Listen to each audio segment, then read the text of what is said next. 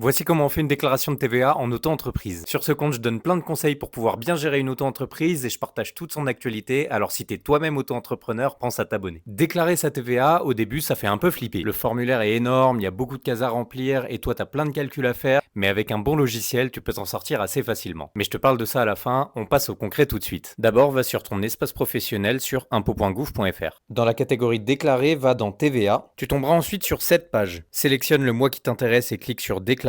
C'est là que tu vas atterrir sur ce long formulaire. Mais ne t'inquiète pas, tu n'as que très peu de cases à remplir. Dans la catégorie opérations taxées, tu vas remplir la case A1 pour vente et prestations de services. C'est ici que tu vas indiquer le chiffre d'affaires que tu as fait sur le mois dernier, le trimestre dernier ou l'année dernière. Ensuite, tu devras remplir la catégorie décompte de la TVA à payer. Alors ici, généralement, tu devras remplir le taux normal à 20%, celui à 5,5 et à 10% concerne des cas très précis, notamment sur l'alimentaire et sur le logement. Et tu dois toujours noter ton chiffre d'affaires hors taxe et à partir de là, il te dira combien de TVA tu as payé. Mais attention, c'est pas fini et c'est même là que ça devient intéressant pour toi. Dans la catégorie TVA déductible, c'est ici que tu pourras faire retirer la TVA de tous tes achats professionnels. Dans la catégorie bien constituant des immobilisations, c'est ici que tu vas noter tout le matériel d'une valeur de plus de 500 euros que tu as acheté. Par exemple, je me suis acheté ce bel ordinateur d'une valeur de 1000 euros le mois dernier, j'ai 200 euros de TVA à retirer dessus, c'est ici que je les indique. Ensuite, la catégorie autres biens et services, c'est ici que tu vas noter tous les plus petits achats que tu fais pour ton activité.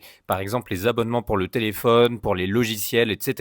Une fois que tu remplis toutes ces catégories, il ne reste plus qu'à continuer et valider l'opération, signer et envoyer, et le tour est joué. Le truc compliqué avec la TVA, c'est pas de faire la déclaration, mais c'est plutôt de récupérer toutes les informations pour bien faire ta déclaration. Quand tu as plusieurs factures dans le mois, tu finis par t'y perdre. Et moi, pour éviter ça, je passe par des logiciels de gestion. Et en ce moment, je passe pas mal par Shine, qui a un compte bancaire et un logiciel de facturation sur lequel je vais pouvoir retrouver toutes mes factures avec tous les taux de TVA. D'autant plus que c'est un logiciel qui est agréé pour la facturation électronique, donc ils seront prêts pour la réforme au mois de septembre. Et abonne-toi pour plus de conseils sur l'auto-entreprise.